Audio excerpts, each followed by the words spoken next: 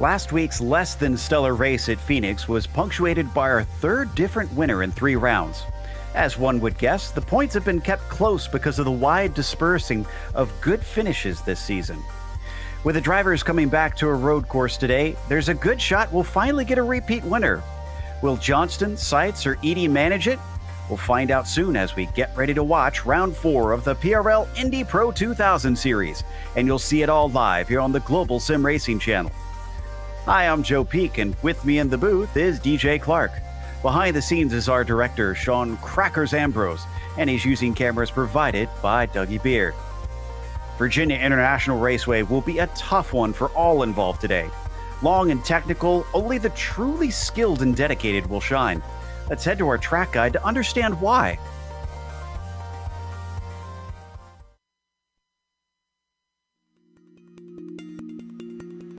Welcome to Virginia International Raceway. This track near the southern border of its namesake has had the rare blessing of being resurrected from the dead. With 2 decades of use in its modern incarnation and still drawing regular visits from IMSA and Trans Am, it's safe to say that VIR is back and thriving. The owners didn't skimp on refurbishing the place either. An impressive 7 versions are available to run on iRacing, with viewing areas that include posh villas near South Bend that can be rented by fans. The track's long and complex layout has earned it some colorful corner names too. The horseshoe kicks things off right away with a never-ending double apexer that tends to suck the greedy out into its runoff. Later on, fast cars lacking downforce are sent through the terrifying climbing S's and spit out of the steep drop of South Bend. Of course, there's perhaps the most famous turn of Oak Tree, which has sadly lost its eponymous flora in real life, but is retained here in the virtual world. Let's not forget one of the scariest obstacles at the end of the lap, the roller coaster. The incredible speed drivers carry up into this blind braking zone is what causes it to require such immense bravery in order to get the most out of a lap. As you'd expect, the high number of corners makes passing rather difficult. Add in the fact that many of them are dangerously swift, and track position can wind up being a major factor in races. With the picturesque backdrop of the Appalachians around them, fans are not left wanting when they come to watch drivers face off at this historic track. It's no wonder the circuit has found success in its second chance at life.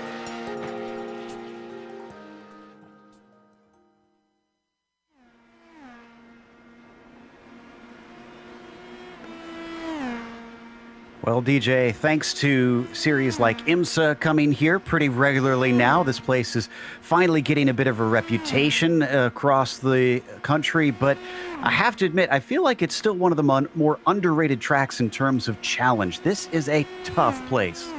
It really, really is, Joe. There are a lot of fast sweepers around this track that require a little bit of lift, a little bit of brush braking.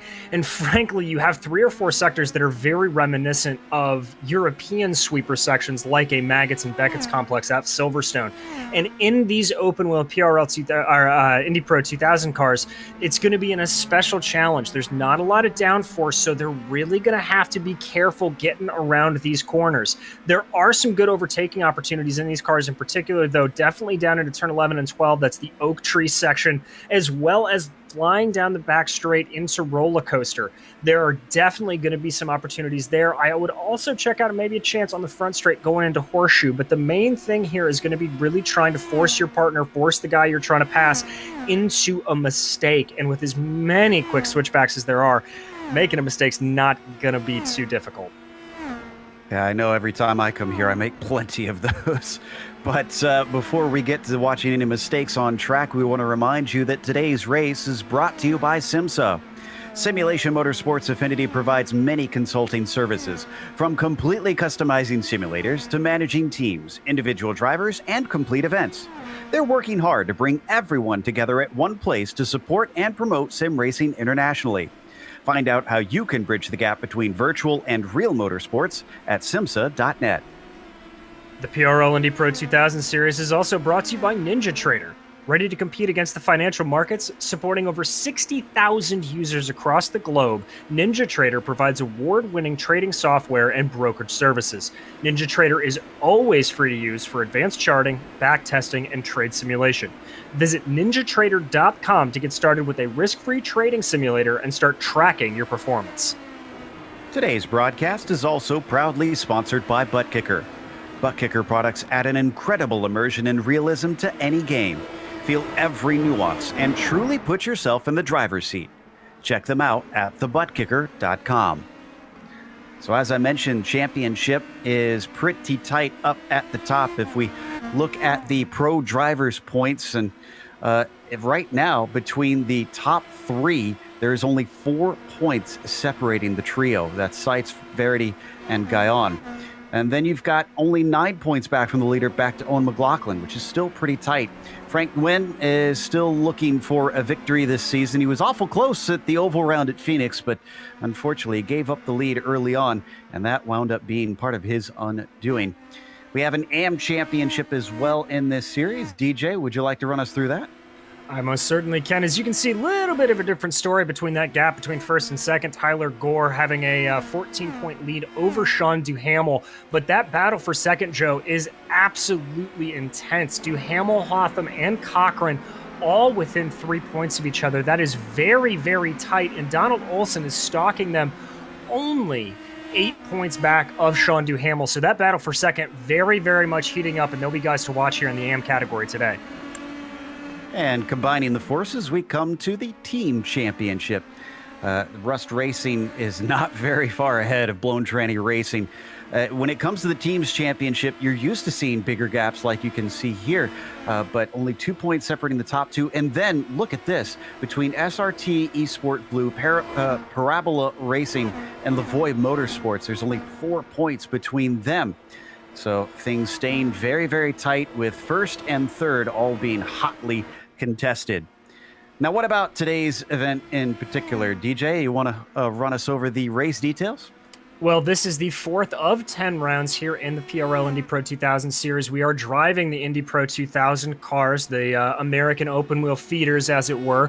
It's a 45-minute race in an open setup. So these guys will be able to choose what suits best on this track. And with as wide open of a track as this is, I think you're going to see some varying setups with that. Some people may go to capitalize a little bit on speed. Some people may want to put a little more downforce into the car, try to go a little faster through the twisty bits. But the key thing to remember in all of that is we do have a fuel limit, so these guys will have to make a pit stop over the course of the race. In terms of incidents, you get a drive-through penalty at 11 points and are disqualified at 20. And we are awarding some fast points today, both for pole, fastest lap, and if you are able to escape with 3 incidents or less.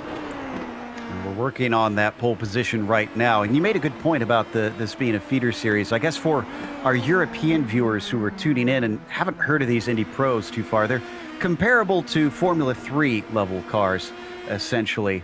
And things getting a little bit serious for most drivers in the real world at this point, but you still got a lot of young bucks coming up and competing in these things. As we watch our provisional pole sitter, Greg Seitz has about 3.5 tenths over David Menino.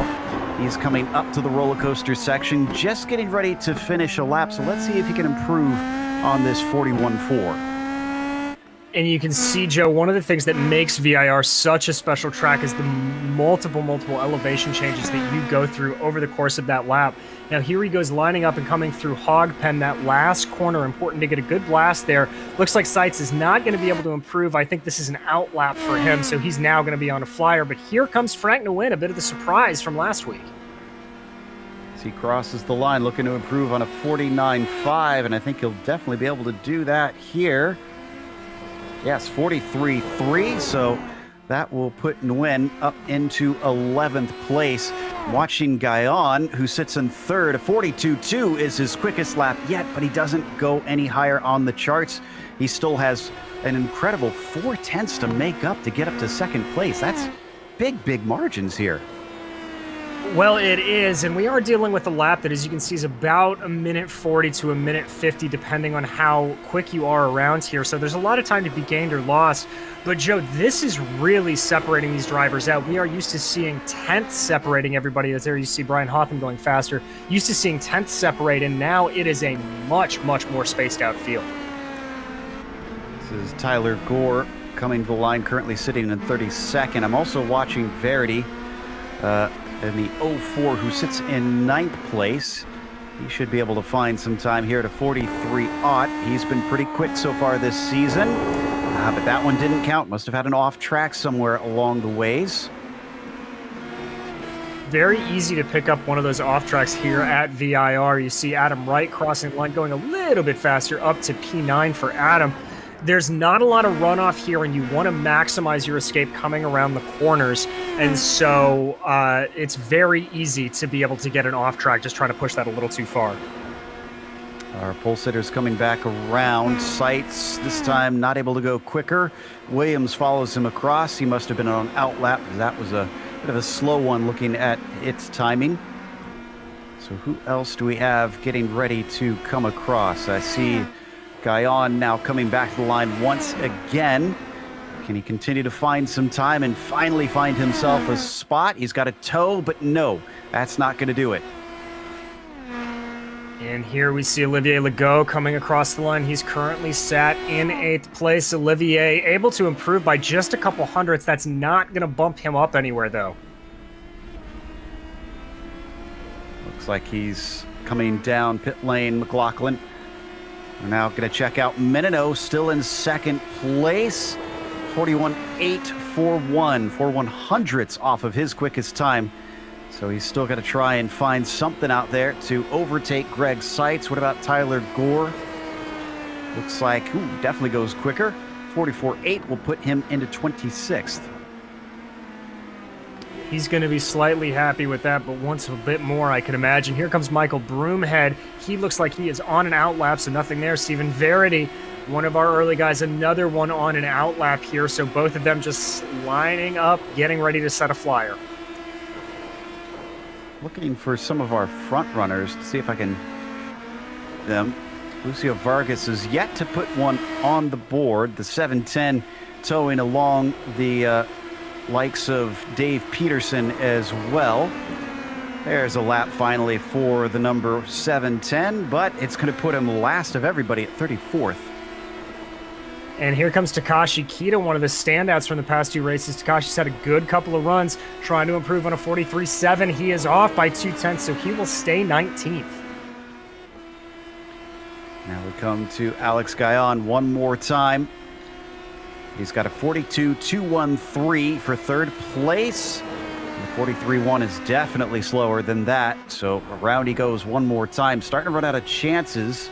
What about Legault in the number 88? So 42.4, that is his best, and that will bump him to 5th. Good lap for him. Here comes David Menino, currently sat 2nd, wanting to improve on that 41.8. David powering to the line. This straight shot here, is he going to be able to improve? He is with a 48.805, but that's not going to bump him anywhere. Stays in 2nd place, but on the front row. So if he can get a good exit, or, well, not an exit, but a good start on the race, he could find himself taking the lead away. We're going to look back at Nguyen once again, and it's a 42.9 this time. That'll actually get him into the top 10.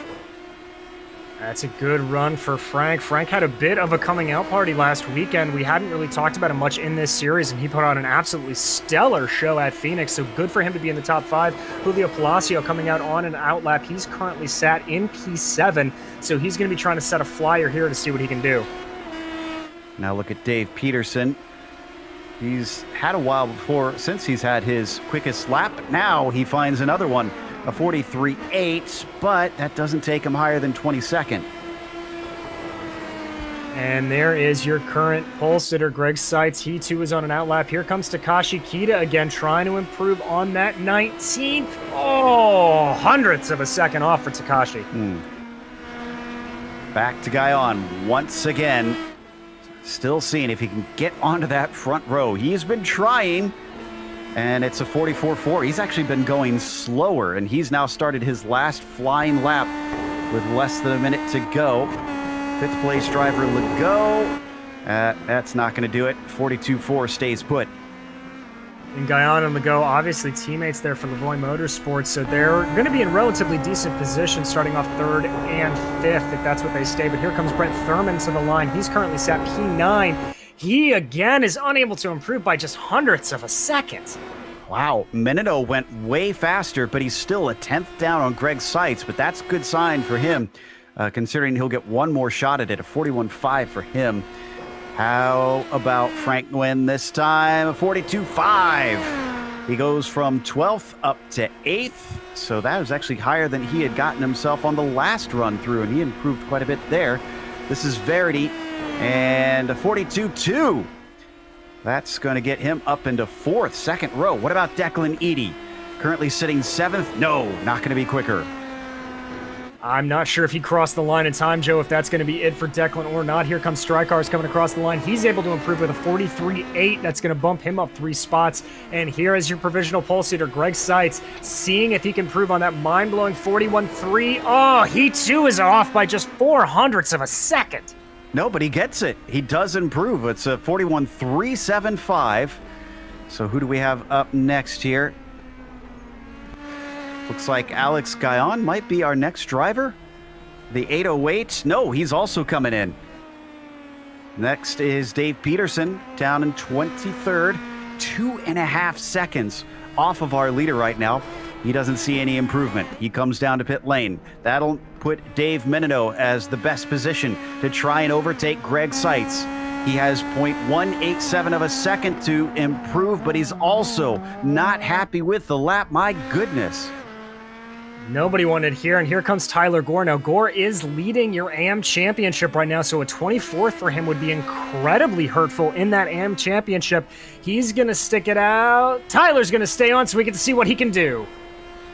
Let's see what the number 7 has got, and it's a 44.1. He goes his quickest lap of the qualifying session, but it doesn't get him any spots, unfortunately. Here comes Stephen Verity. Verity currently sat in row 2 with the 42.269. He's going to try to cross the line, go a little bit faster, unable to do so with a 42.5. That is going to be game over for Verity. Eady, the last across the line.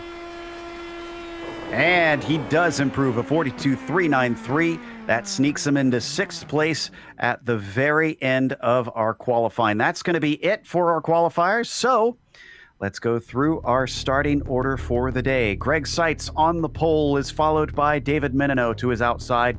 It'll be Alex Guyon starting 3rd with Stephen Verity in 4th. Then it's Matthew Hall with last round's winner, Declan Eady, starting 6th, and Olivier Legault starting 7th.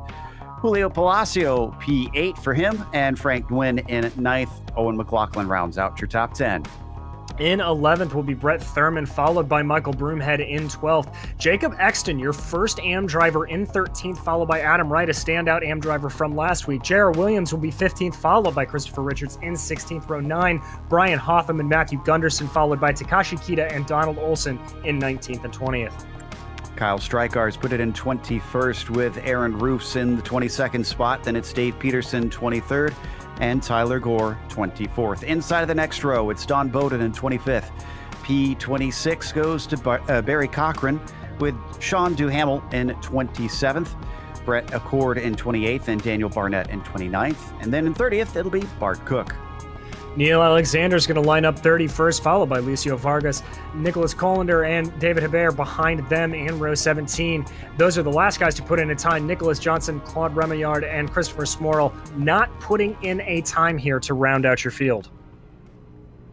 Let's see if we got anybody out of the session. Remillard looks like he is not here. And Nick Johnston, wow. So one of our winners, despite signing in, seems to have left the session. Let's hope he can get back in here before we get going. Considering he didn't put a qualifying lap in, that does not bode well for him for sure. As we wait for them to take off behind the pace car, gonna have to do a full pace lap around here, which means they'll have time to prep the tires. It is actually pretty good conditions though, so shouldn't be too difficult to get them into the desired temperatures. That's right. It's right in that Goldilocks zone we like to talk about, Joe, with the track temperature of about 80 degrees Fahrenheit and only about 4 miles an hour of wind out of the south there. You can see at 41 degrees humidity. This is going to be a very, very nice run for these cars. They may have to be a little cautious going into Horseshoe and NASCAR Bend at the first couple of corners to make sure that they are all up to temperature, but I think after about those first 2 corners, everything's going to be fine and dandy. Yeah, I anticipate that won't be too much of a problem. The real question, though, is what is passing going to be like? Because, I mean, these cars do offer a decent amount of slipstream. They've got some very long straights around here. but also a lot of twisty bits. I mean, what are you anticipating, DJ? Well, I'm anticipating maybe a few very gutsy moves down into Oak Tree, but coming through the sweepers of 7, 8, 9, and South Bend in 10, I think that's going to be a little bit difficult. So I think your two best overtaking opportunities will be into Roller Coaster and into Horseshoe.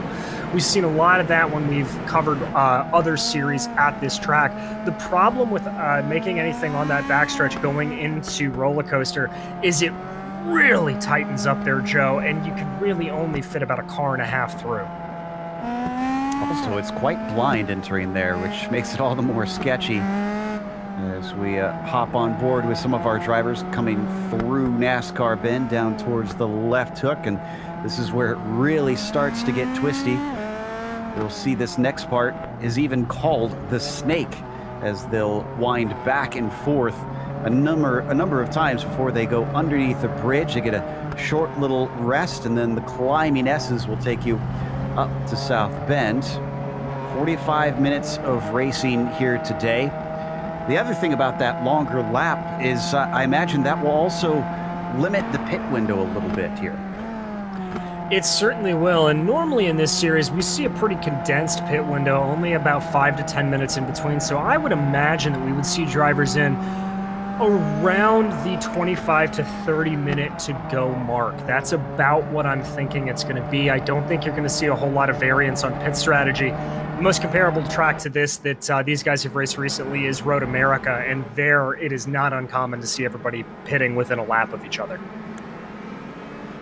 As we come up to the famous oak tree, which unfortunately doesn't have the oak tree there anymore at this corner. In real life, it fell down after some rains just took away the soil underneath it. It fell over, and they've since planted a new tree. Actually, you know, I should check to see what kind of tree the new one is. I would hope it's an oak tree, but I mean, you never know. Maybe they didn't think that far enough ahead. Could have just bought some seeds off the street and planted a willow tree for all they know. Who knows? And then, of course, they come up and over all the winding hills along the backstretch until we get to the roller coaster. This will actually be a good shot, I think, here as they'll come up to the roller coaster. There you can see it. It's the next crest. Here we go. From on board, this is the helmet cam that we've got. We'll show you just how little you can see on the entry. And what makes it so difficult in real life, Joe, is just that compression as you go down to rise back up. Here it is, the left-handed kink into the tight right-hander at speed, totally blind. As you said, the only thing you are banking on are those brake boards off to your left. Very, very reminiscent, frankly, of the turn 2 and 3 complex at Road Atlanta, for those who are familiar. Pace cars getting ready to peel off, and Greg Seitz will have control of the fields. How early will he go? He doesn't want to give them too much of a tow up this straight, but he's going to go early. Green flag is out as Greg Seitz takes off, but he's going to pull along Alex Guyon with him. Our second place starter, Menino, did not get a good one. Looks like it's a battle between Verity and Hall as they start to break into the horseshoe. Verity trying to look on the inside of Menino as well. That doesn't quite work out behind them. Everybody tiptoeing through the horseshoe. So far, so good. I'm not seeing any contacts. No, I think there may have been a little bit of a check up there at the beginning as, oh my goodness, that was an amazing move in the back from Jacob Exton to get by through left hook. Do not expect that there. But everybody keeping it nice and clean here. I think everybody knows this is a very tricky track and doesn't want to do anything too crazy in the opening lap. I do see Peterson off track. I think he clipped somebody and has since had to take a tow. A couple other drivers, even before we got the green flag, were apologizing. We may have had some drivers come together on the pace lap, sadly.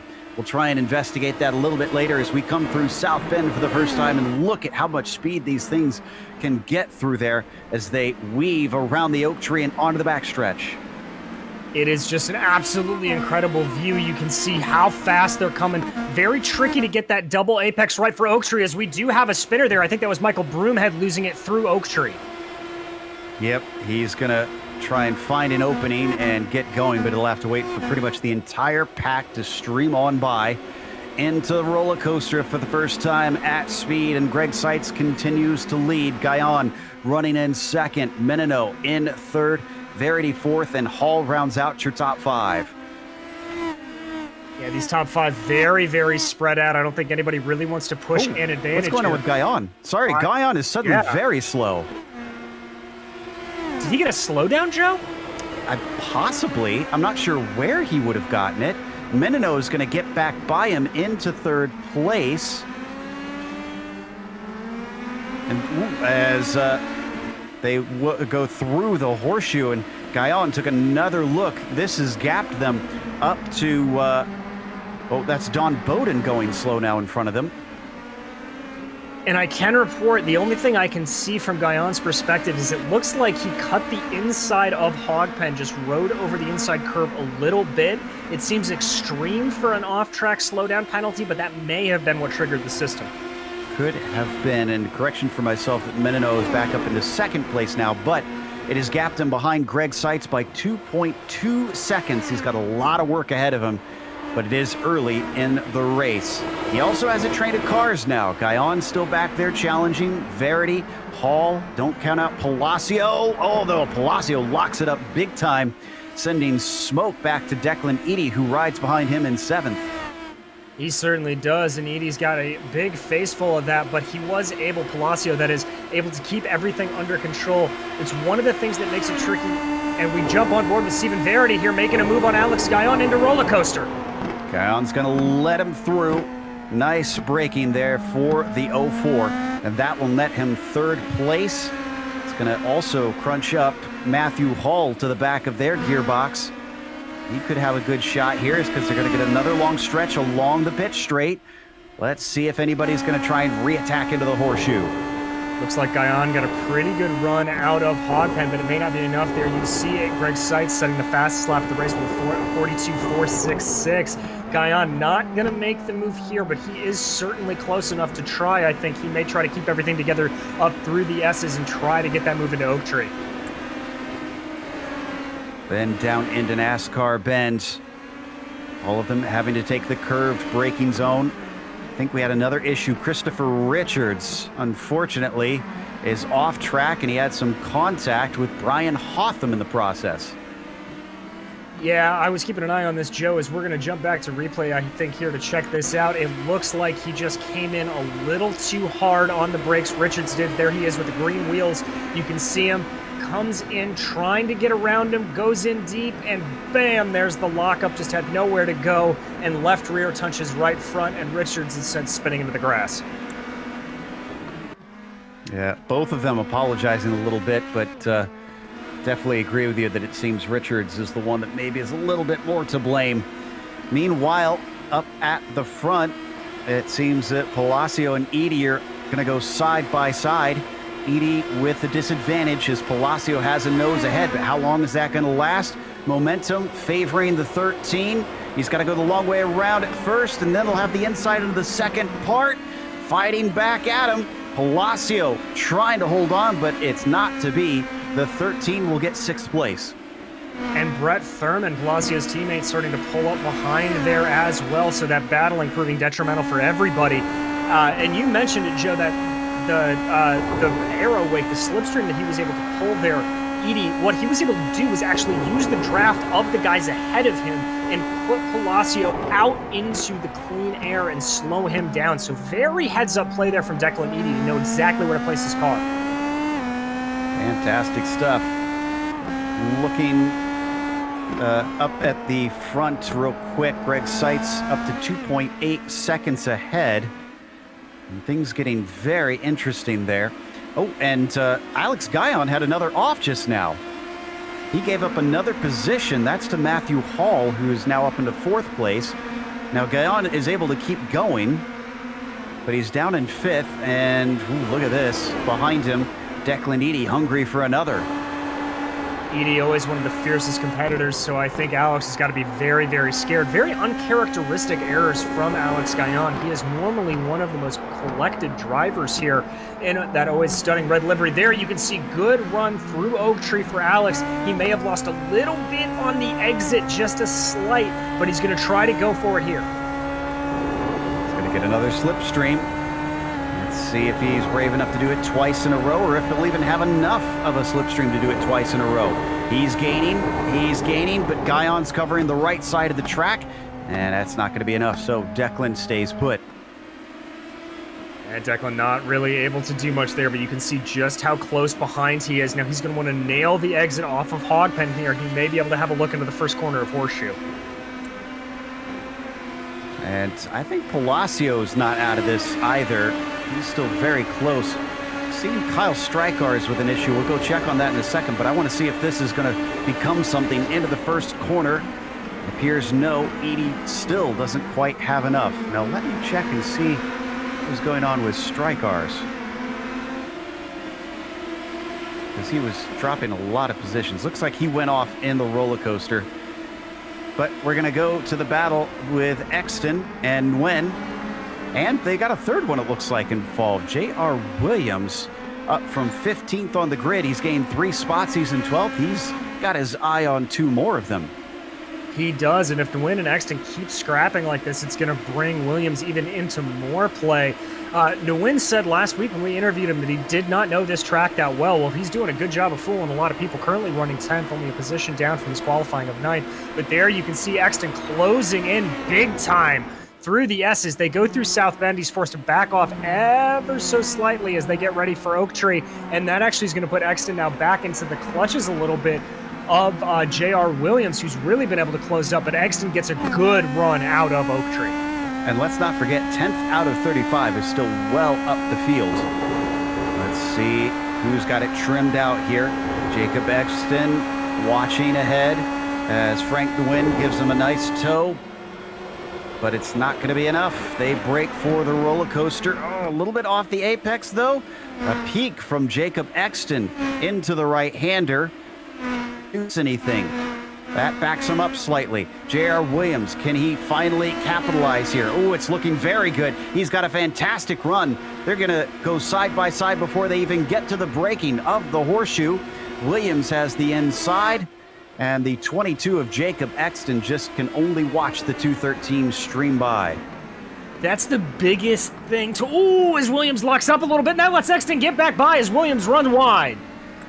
And he's going to lose spots, unfortunately, to both Adam Wright and Owen McLaughlin. He stops the bleeding there, down to 14th for Williams. Let's watch it one more time. You can see it here. Good heads-up move, good start for Williams. Knows exactly where to be to get that car down onto the inside. And Joe, I just don't think he anticipated how much speed he had. He was onto the racing line here.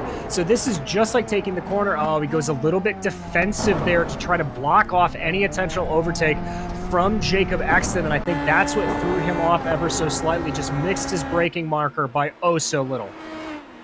The battle has gotten hot once again between Edie, Palacio, and Guyon. For a moment, Edie was almost literally underneath the rear wing of the 808, but he falls back slightly, and Brett Thurman, who you mentioned a little bit earlier, is also getting very interested in this back and forth he sees in front of him. But once again, it seems like the car's lacking enough of a draft to make it a slam dunk down that back stretch. Joe, that very well may be a position where we talked about in the pre-race show that the Declan Edie may have a little bit more of a trimmed out car. He may not have as much downforce on it, able to go a little bit faster down the straightaways, and that is allowing for Julio Palacio just not to be able to reel him in fast enough to make that move. Also still holding on to the back of Matthew Hall, who sits in 4th. Can make it yet another car involved in this. From Matthew Hall on forward, though, then you get big separations. 2.5 seconds to Verity, 2.5 more seconds up to Menino, and a whole 4 seconds between P1 and P2 as Greg Seitz continues to lead the field here today. 34 minutes left to go, so still plenty of racing on the cards. Sweet right on board, looking back at these train of cars, and Guyon now once again has Edie very close. This seems to be where Edie shines, because last time this is where I saw him in this exact same position, right up against him. He's just got to make it stick through Oak Tree and see if he can make this work on the previous laps. Yep, there it is, Joe. Losing a lot of time through South Bend. but able to catch back up right there. Wow! Almost got into the gearbox of Alex Guyon, braking for Oak Tree. Thankfully did not make contact, but this time he is much closer. Here we go. Declan Eady pulls up behind him. The 808 holds to the right side. Gonna make him work the hard way on the second half of the corner here, but by the time they hit the braking, Eady is through. Give him 5th place. Yeah, Joe, watching that and watching where he was checking up and where he was getting ahead, I gotta think Eady is running a lower downforce setup, and that's what he was able to get him ahead. But now he's gonna set his sights on Matthew Hall ahead of him. Things get feisty once again. Alex Guyon watching Julio Palacio behind him. But Palacio's going to lift. Didn't feel that confident about it. Early turn-in, though, from the 808. Just trying to cover things off a little bit into the horseshoe. Yeah, just wanted to do it. You saw him lock up a little bit. That's the second time we've seen somebody offline on a defensive line lock up, so a little bit less grip there on that inside line than we would anticipate. That'll be interesting to note to see if anybody can make a move around the outside of horseshoe work, then maybe try to force somebody down to the low line and force them to lock up. Seeing a few cars in pit lane, and Daniel Barnett, whoa, he had a big accident here. Yeah, Barnett absolutely went tumbling in roller coaster, and that's why he is now, unfortunately, taking extended repairs. This is about a minute and a half ago. Not sure if you can find me, but let's see. Yeah, here we go. Going to happen right here. Just out breaks himself. Oh, we're at Palacio. Okay, so we might have to wait a little bit here, but we can get to this. We'll give a shot if we get anything exciting happening with the rest of the field. But Barnett was chasing, I believe, that might be Duhamel. Well, and you can see there, Joe, he had a little bit of a compromise on the exit, forced to take that narrow line through Oak Tree, and that gave him a little bit of wheel spin. So here's the fight back coming from behind for Duhamel. They're going to run up the hill here, that quick little bow down, and then right back up again, and then here is the incident. Oh, he just tags the rear tire and hard into the wall, spinning nose, catches the grass, and yeah, that's going to be a game over. Oh, and if we come back, Matthew Hall just spun. The 911 is off track, and he's being joined by Nick Colender as well. Hall gets it going, but he goes from, what was that, 3rd place down to 11th, and this was an unforced error. Oh, and that's just a case again on the power, a little bit too early, spinning those rear tires spinning and getting it back around. You see Hall coming back online there and really checking up the cars in front of him. That's going to be a little bit of a no-no. I'd imagine the stewards may look at that. That was Nguyen and Exton to get by him. So Verity up to 3rd, Eady to 4th, Palacio to 5th. Because of that, poor Guyon, he was up in those spots, but he's fallen down to 6th. If he had just held on to him, that could have gone a lot better. And did my eyes deceive me? Did Eady just put 2 wheels off in the grass around Oak Tree there? I think he did, Joe, but I think because it was on the outside, he's not going to get any detrimental penalty in terms of a slowdown or anything like that, but you can see the run Palacio's getting here, that exit off of Oak Tree, really compromising Declan Eady, even with that suspected low-force downsup that we think he's got. Went and double-checked it. He didn't go off, but Eady nearly lost the car. The tail was trying to come around in that tricky braking for Oak Tree. Oh, but once again, pushing all the way up to the curb, and that compromised him coming out of Hogpen. Palacio has got a great run, but he's going to have to go around the outside behind them. We also have a battle brewing between Guyon and Thurman. Wheel to wheel down into the first corner. Palacio breaks a little bit earlier. He's going to give it up, but behind them, it looks like Thurman's not going to do the same. He goes the long way around, and that's going to net him 6. Another position down for the 808 car. Alex Guyon just really struggling here today, but that was an incredibly gutsy move from Brett Thurman. Absolutely spot on, and the way to do that, just carry the momentum around that corner and let the car get onto the throttle a little bit earlier and get more speed off the end. So great job for Brett Thurman and move him up. He is up 5 spots, Joe, from the starting place of 11th. Speaking of drivers making inroads and gaining spots, I'm trying to see who our hard charger is, and so far it looks like Tyler Gore has gained quite a few, up 8 spots from 24th to 16th.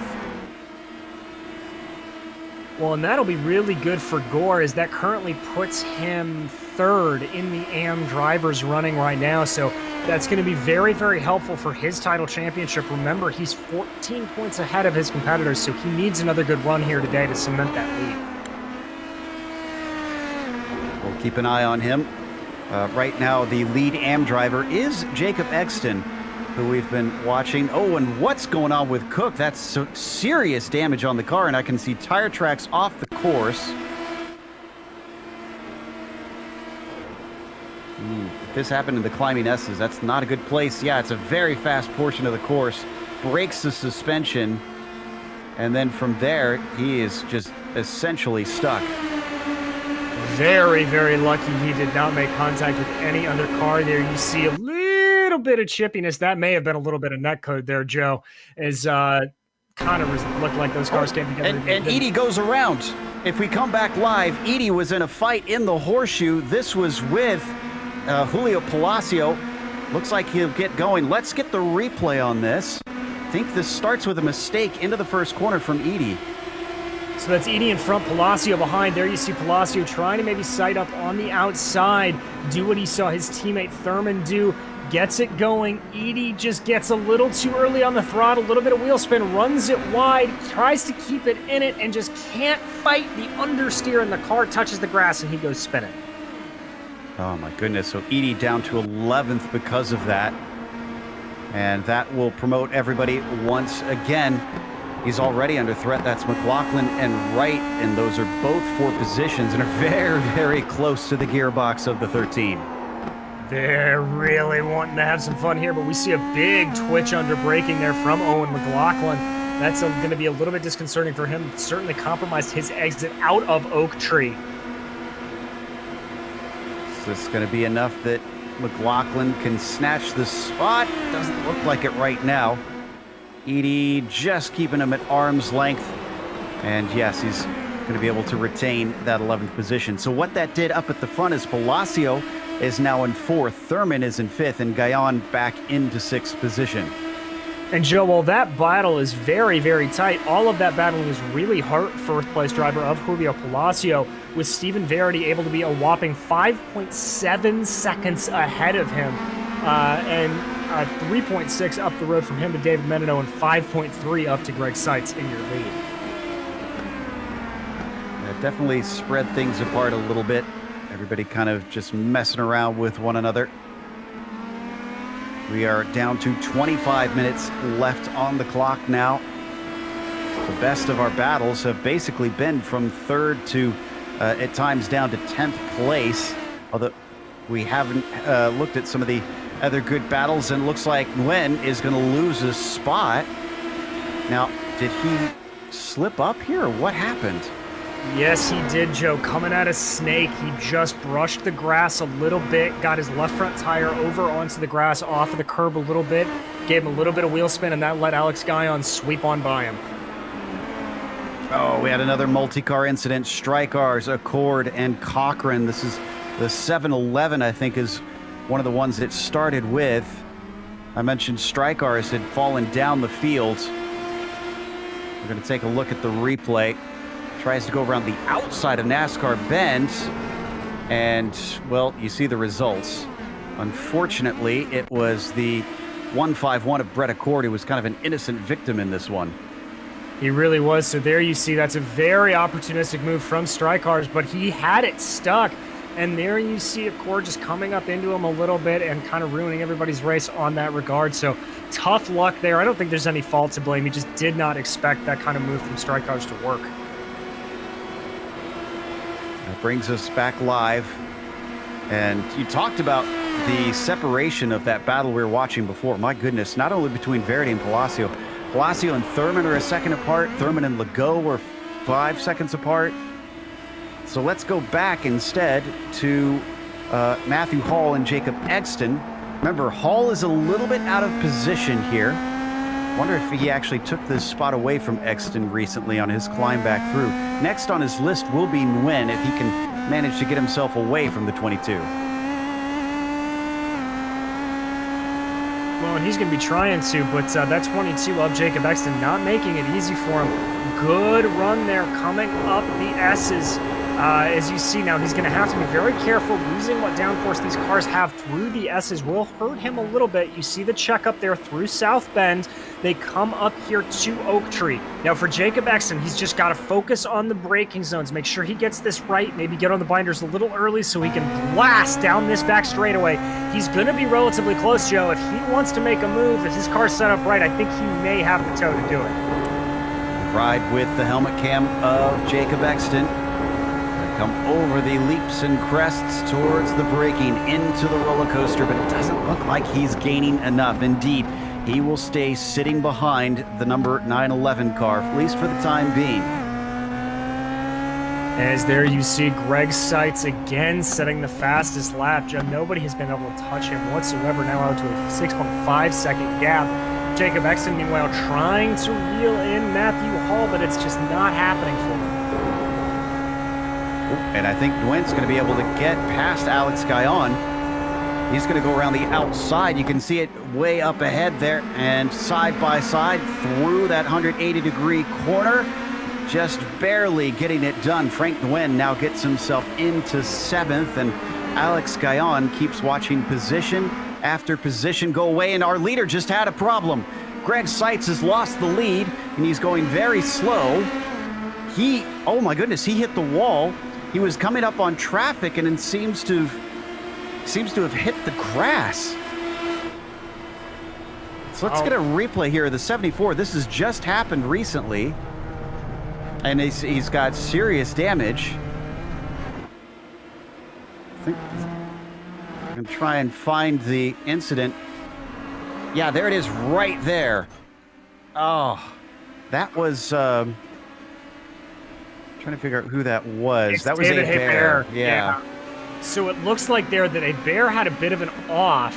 That checked up Seitz behind him. Seitz tried to get the run, and in trying to anticipate the jink to the left after picking up as much draft as he could, Seitz just put those right side tires onto the grass, and that absolutely sent him into the wall. This has been just a gamut of emotions for David Menino, who is now our leader. Remember, he started on the front row. He lost second at the start of the race, gets it back as those in front of him have issues. And now suddenly, more issues, hands him the lead on a silver platter. 2.8 seconds between himself and the next car back, which is now Verity.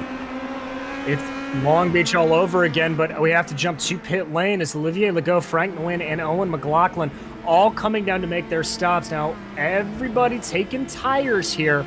We talked about how tire degradation not going to be that much on an only 80-degree track temperature. Very quick stop for everybody, in, out, and on. And easily back out with Olivier Legault, the fastest of those in the stops. Nguyen following behind him. Tyler Gore did not stop, but he's going to get sandwiched between them. Here is our new leader, the number 3 of David Menino.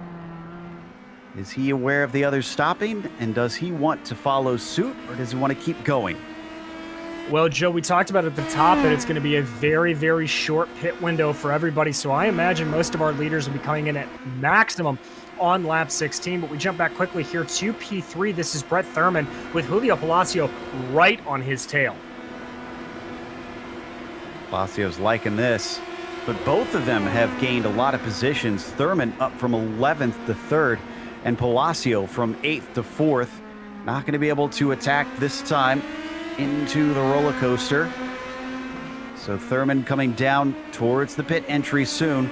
It's out of hog pen, and then you accelerate up the hill past where you can come on in, and Thurman's going to take it, but Palacio will not. Oh, and Menino is in too. Yeah, Menino's in, and behind them, I believe that is Hall, Verity. Guyon, Exton, Edie. Yeah, many of our drivers are in. Looks like Adam Wright also pitting. Yeah, so we were right here, Joe. Everybody coming in at very, very close times. Now, this is going to be absolutely mega pressure for these drivers, making sure they hit their marks. Looks like everybody is nice and clean and good with it. Good stop there from Matthew Hall. He's able to get out and underway. I don't think he took tires, Joe. Menino is back out, but not in the lead. Palacio has stayed out. Verity behind him in third. Brett Thurman in fourth. Olivier Legault in fifth. Legault pitted one lap earlier, though, and that has given him the spot ahead of Matthew Hall. So nice job by the 88. Very nice job as we watch our leader winding their way out here. The one thing that this pit stop has done is we have that is Alex Guy. No, excuse me, that's Hall. Hall is off. Just as we left him, he went into the back of Legault.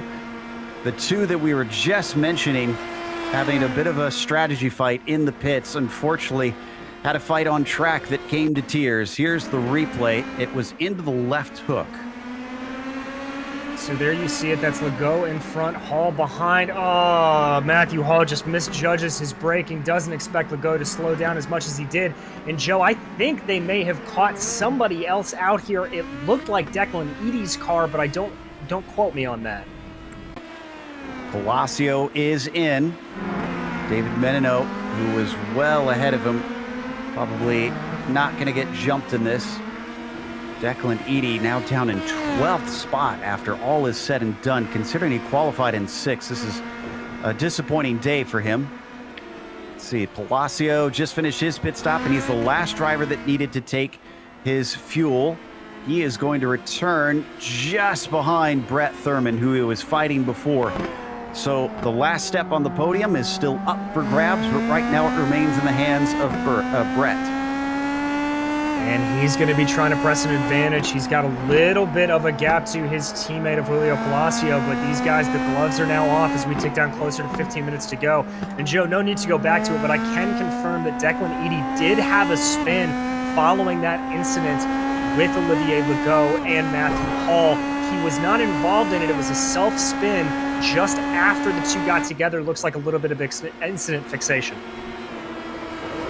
Meanwhile, tasty between Brett Thurman and Julio Palacio coming through South Bend. Is that traffic ahead of them? It is. It's Brett Accord. It's great job by Brett. He saw it coming. He just pulled off to the side in a safe spot and let them through. Attrition has played a huge role in today's race. Out of our 35 starters, we've lost Bowden, Peterson, Broomhead, Duhamel, Richards, Barnett, Smorol, Strykars, and then now Matthew Hall and I think Legault are also out of it. Greg Seitz looks like he's going to try to get back in, but a little bit of a look from Julio Palacio. Not going to get him third place. Oh, but it shakes him off the line. Brett Thurman, a mistake under braking. Still holds onto the spot. They come through Hogpen. The exit of this turn could decide this battle right here. And there you see, trying to get a run, Palacio. I just don't think he has it here. Thurman able to hold that down quite well. I think something has happened to Jacob Exton because he's now taken a tow. We'll try and look at that a little later. As they go through the horseshoe, Brett Thurman with the advantage over Julio Palacio, but he's got to do it for a full 15 minutes. That's a third of the race that he's going to have to play defense. It's going to be very, very tricky to do. It's hard enough to get these corners right, but even harder when you've got a good driver like Julio Palacio staring down your neck. We're also, despite as long as this lap is, down to 17 cars left on the lead lap, which is a bit surprising. And Joe, very quickly to jump back to what we were talking about with Jacob Exton as this battle cools down ever so slightly. Exton spun it on the backstretch, just got a couple of tires off over into the grass, and in trying to come back on was being very courteous of the drivers in front, but entered the track a little slowly and beached the car. He couldn't get it going. He pulled a Rossi. So he did indeed. That's one of the more embarrassing ways to end your race, or at least force yourself to take a tow. And he will be able to come back, as that probably won't do enough damage for him to have to worry, but he's losing lots of places. Meanwhile, between these two teammates, down through the roller coaster one more time into Hogpen. Brett Thurman doing a great job keeping Julio Palacio in his mirrors instead of in front of him. They come to complete another lap. The 69 is going to give him a tow once again. He's starting to gain.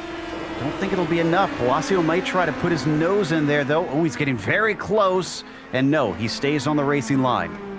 I think he may be just trying to get into his teammate's head here a little bit, see if he can force him into a mistake like we talked about. So very easy to do here at the IR. But there you see this is the closest Palacio has been through NASCAR Ben. He is right behind. He's just going to keep this pressure up and pray he cannot lose any time through the snake. But the other thing that I worry about is we've seen way too many battles come to blows here in today's race. So both Palacio and Thurman are going to try and keep it as clean as they can. But previous history has not given us a great outlook on it. They come through South Bend very quick through there for Palacio, gaining some time. This is where he wants to be close. This is where he needs that great exit down and off of Oak Tree. Who's going to get it? Looks like Palacio had to fight a little bit of oversteer there off the line. That may hurt him. He is starting to gain, though, as these cars pick up speed down the backstretch. Ways back from Verity, and he is going to get enough of a slipstream for sure because he is fully by already. Palacio in front of Brett Thurman. Can he stretch away, or is Brett enough equal on pace that he can try and fight back for it? Well, we'll see. Brett keeping it very, very closely through that elongated bus stop of 15, 16, and 17 as they make their way down into Hogpen. Here, Brett looks like he got a pretty good run there, but maybe a little too far back to challenge Julio. At this point, I also have to think, Joe, these guys are teammates. They are probably talking to each other. They don't want to spar too hard in the case of throwing away some very good team points. Don't need to go to it, but I can tell you that Adam Wright outbraked himself into Oak Tree, nosed it into the tire barrier, but is going and has now fallen to 12th. Meanwhile, Brett Thurman, now that he's behind, has got to try and keep up with the number 194. So in the past, we saw that Palacio is strong through this portion. The snake and the climbing S's.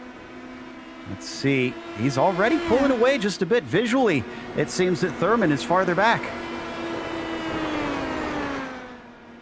And another issue for Adam Wright. Oh, once again, this is very similar to what I just talked about in Oak Tree.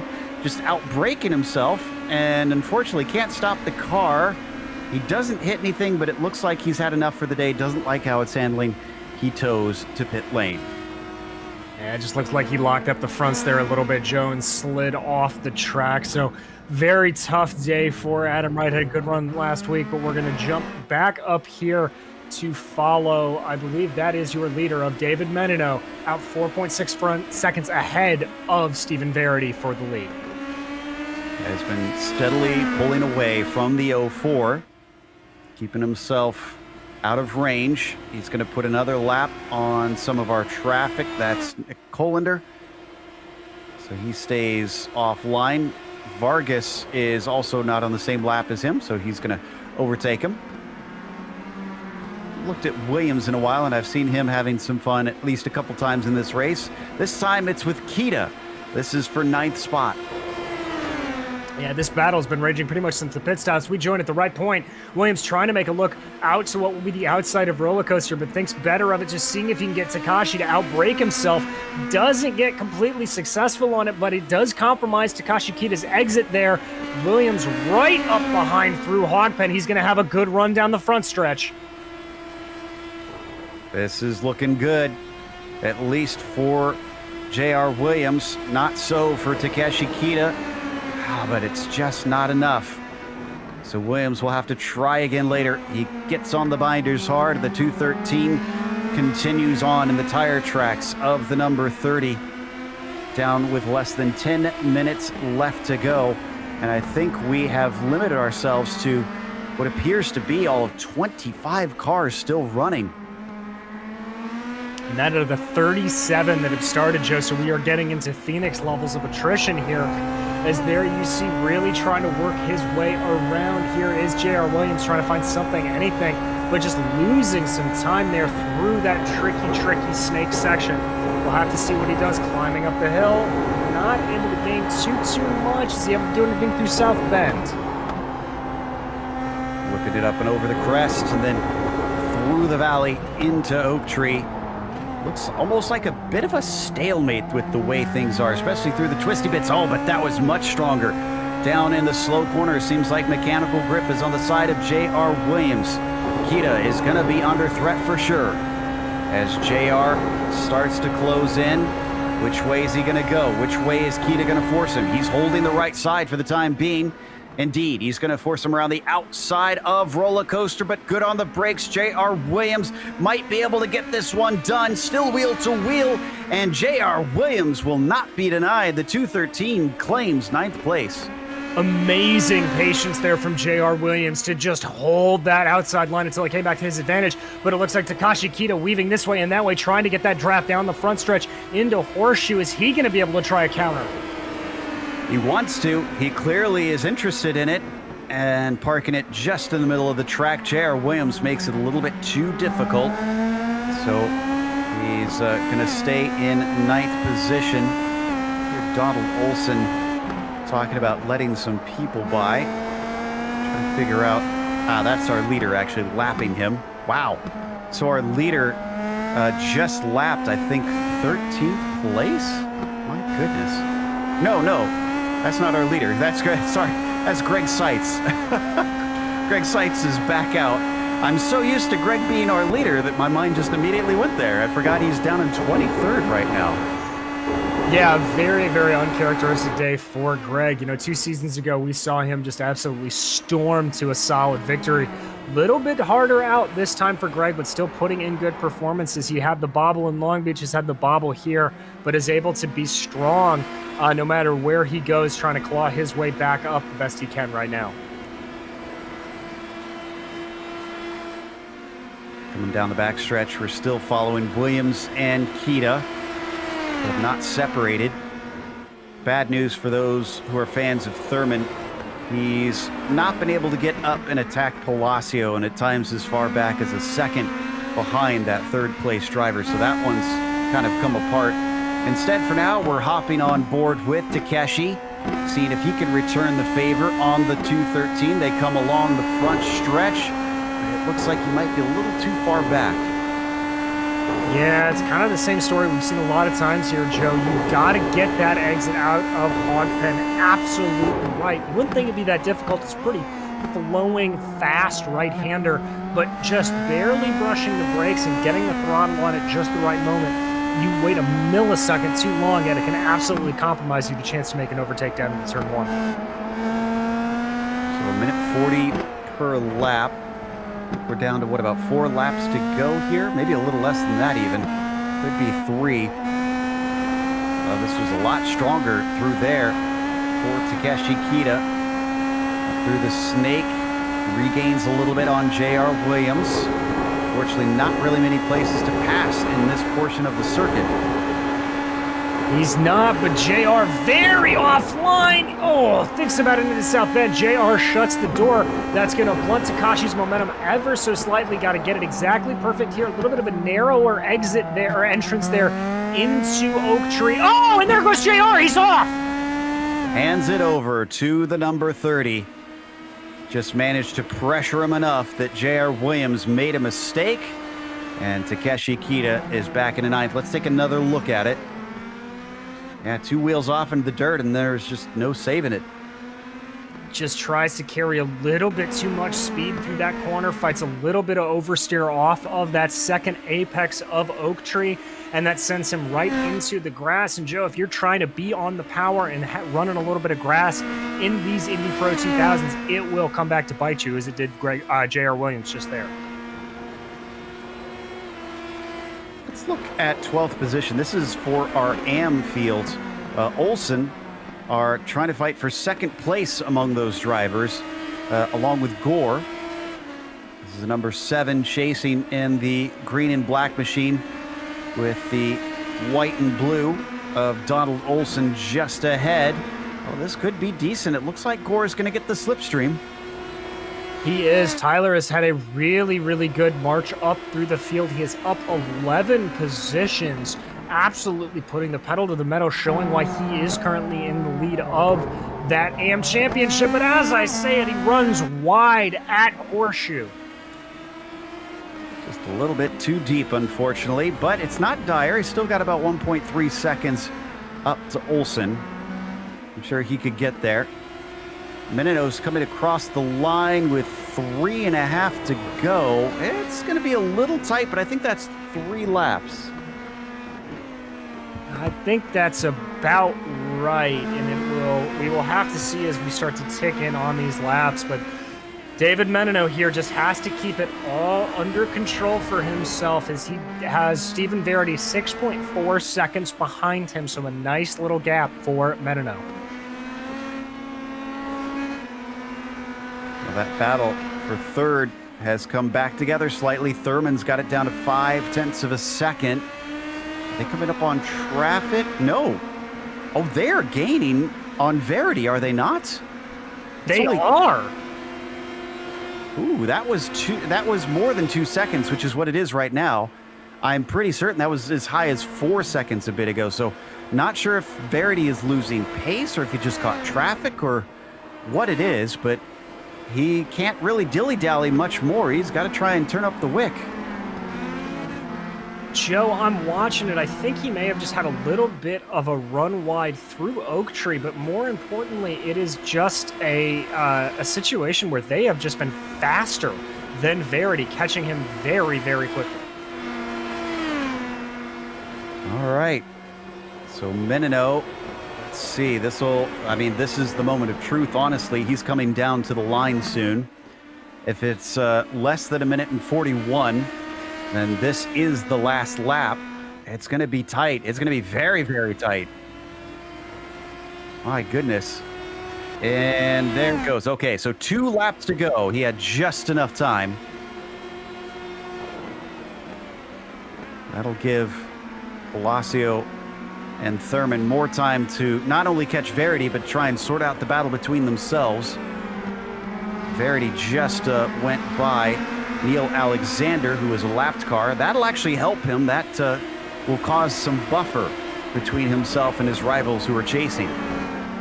It will. I was just thinking the same thing, that Verity actually caught Alexander at the exact perfect point coming out of Hogpen down onto the main straightaway. He was able to pick up a nice little draft for him, but that gap is only 1.6 seconds, so it's very, very close still, and Verity's got to stay on his toes in front of the charging Palacio.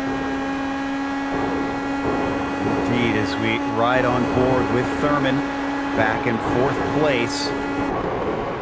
Again, they're going to have a lap and a half to try and sort this one out, because David Menino, who comes down the backstretch, should cross with about 4 or 5 seconds to spare. That's right. That gap coming down a little bit more, Joe. Palacio is able to get it down to 1.3, so he's certainly gaining. It's just a matter of if there is enough time. Down the backstretch. Fascinating that both Thurman and Palacio have not been fighting too hard, but I guess they are teammates, so that explains it somewhat. But, I mean, great heads up. Lesser drivers may have just fought one another and given up the chance to chase down Verity.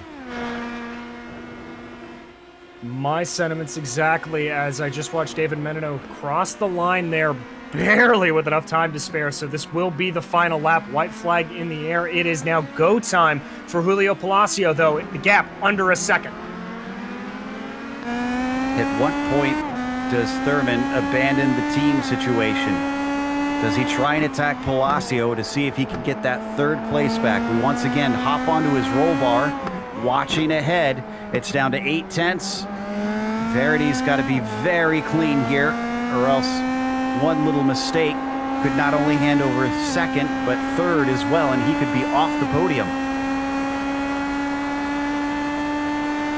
Exactly, Joe. And to the teammate situation, I have to imagine the Roger Penske rules of the Indianapolis 500 are going to come into play here, which is when you're in the last 5 laps, it doesn't matter who you're racing against. It's go time. You go for the position. So I think watch for Thurman to maybe try and move down here into roller coaster if he gets a good run. And it looks like he's got it through the first part of Oak Tree and even better out of the second part. Oh boy, gloves have got to be off at this point. Thurman's watching him, and Palacio knows it. He's trying to weave down the straight to break the draft on his teammate. I'm keeping an eye on our leader, so we'll jump to him when it's time as he starts to get closer and closer. Is it a Hail Mary? No, not quite. And Thurman even locks up the brakes ever so slightly at the crest of roller coaster there. But good for him, not wanting to take out his teammate. That's a good one, but we jump to David Menino. Indeed, the number 3 is going to be our 4th winner of the season in 4 rounds. David Menino used a little luck to his advantage to claim the win, with Verity finishing second, just ahead of Palacio, who holds on to third over his teammate Brett Thurman. Very good job for them. Frank Nguyen going to be the next one to cross the line.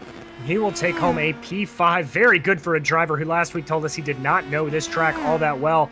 Alex Guyon, Declan Eady, Owen McLaughlin, Takashi Kita, and J.R. Williams rounding out what will be your top 10. From there, it's pretty much everybody well far apart from each other. Yeah, down the lead lap, 14th looks like it's going to be the last one, and that's Barry Cochran. Out of 35 starters, only half the cars finished on the lead lap. And it appears that we had somewhere in the realm of 10 to 12 DNFs today. So as we watch Barry work his way to the line, we're going to take a quick break here on the Global Sim Racing channel. We'll come back with the unofficial results as well as driver interviews, so stick around.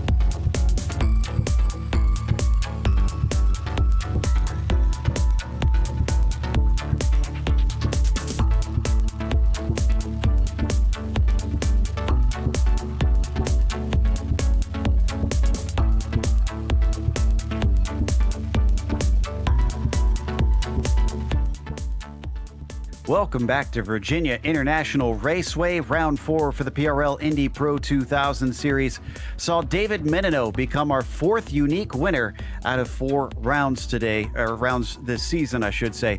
Stephen Verity didn't quite have the pace. He finished about 4.5 seconds behind, but still climbed from 4th place, and his second's got to feel good.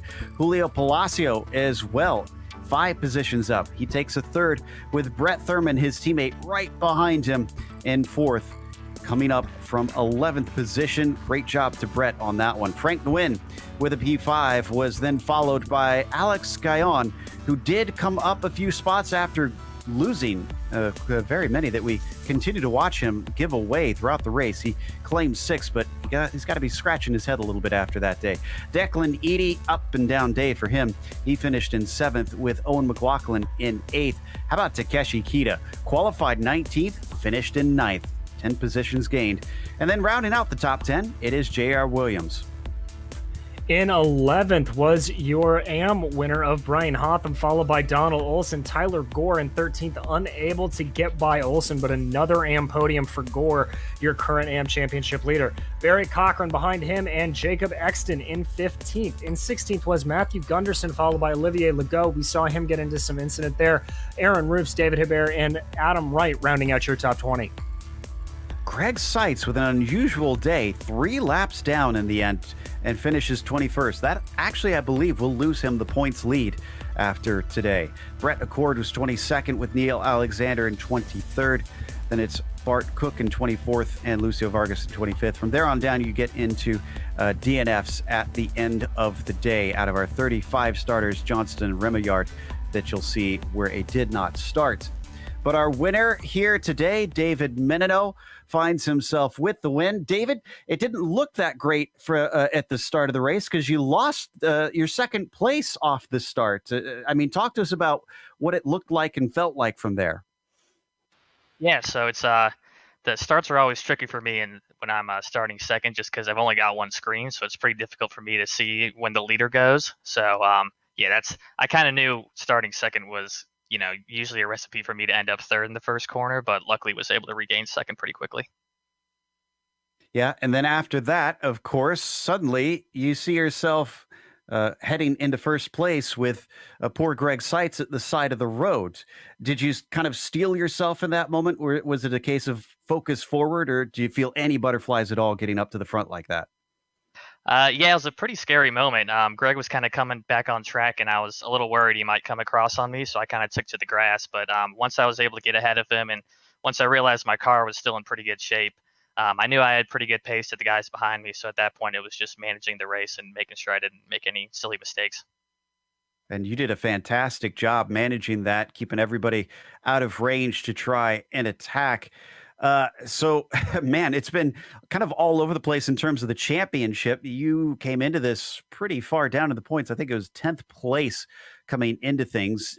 Does this cause you to kind of rearrange your goals for the season now that you've got a win? Is there anything else that you think is possible now? Yeah, I mean, the way I kind of look at it is just, try and get the best result every race possible, and then the points will kind of work themselves out. I mean, hopefully, I love to finish top 3 if I can. That's kind of what I think is probably pretty realistic at this point. Well, again, congratulations. That one has got to feel good, and feel free to give any shout outs and thank yous on the way out. Yeah, I would love to give a shout out to the SRT Racing team. A great group of guys. Ever since I've joined them, I couldn't have asked for a better team to work with.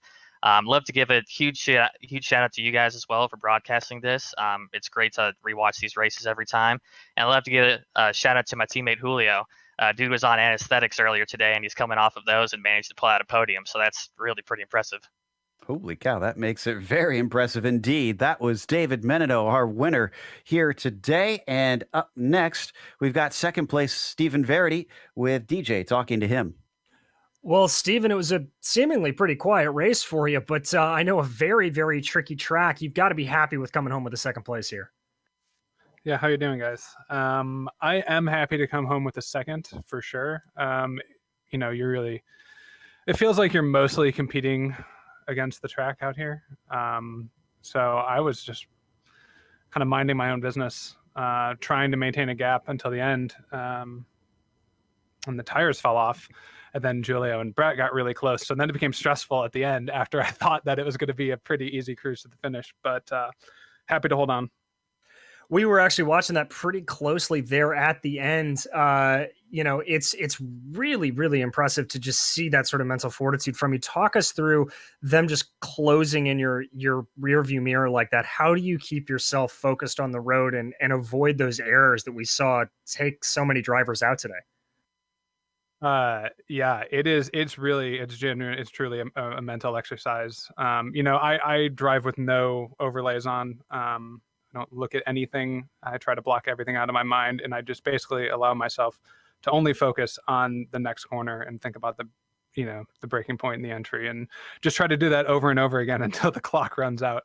But it's hard to resist taking a look at the relative and watching the gap come down, and for sure the adrenaline gets going as they start to close in on draft range.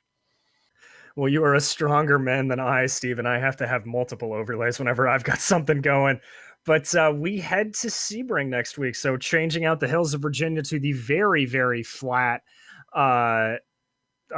swamp of Sebring. How do you like your chances there? I'm just taking it one day at a time, and putting in practice and trying to bring those lap times down and bring the consistency up. And I know Sebring. This is, I think, the first track all season that we're going to be racing on that I actually know. So I will not have a big ramp up period, and looking forward to it. Well, we are looking forward to watching it, Stephen. Congratulations again, and anybody you need to thank before we let you go tonight.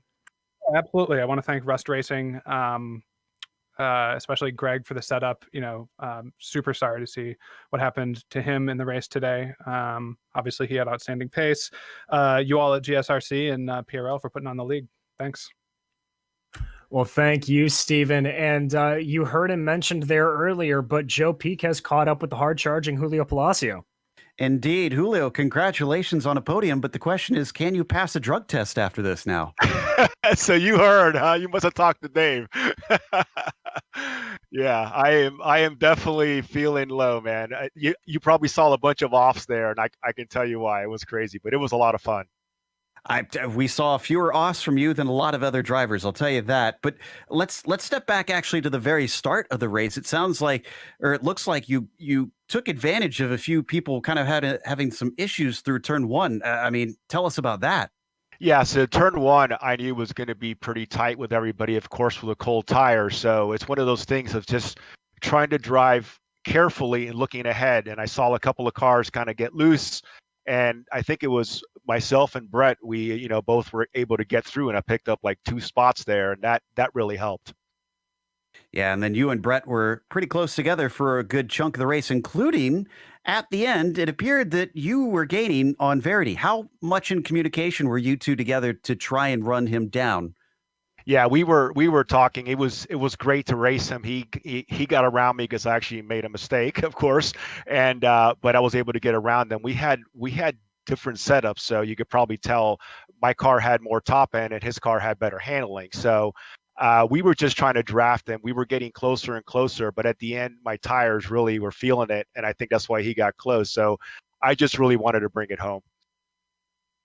So this will give you a podium for your trophy wall. But next week, we are going to Sebring, where things are going to be very bumpy and quite a bit wider track over there.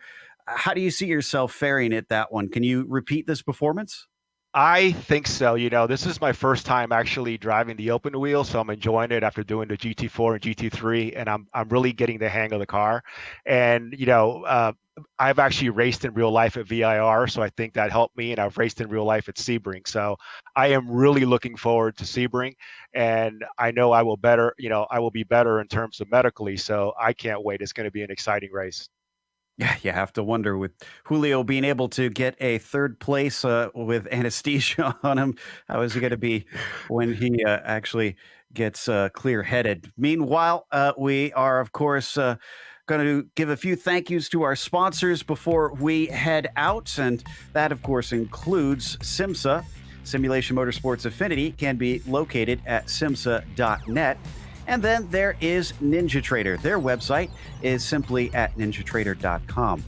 And of course, for all of those who want to improve your sim rig, the ButtKicker.com holds all kinds of stuff from ButtKicker.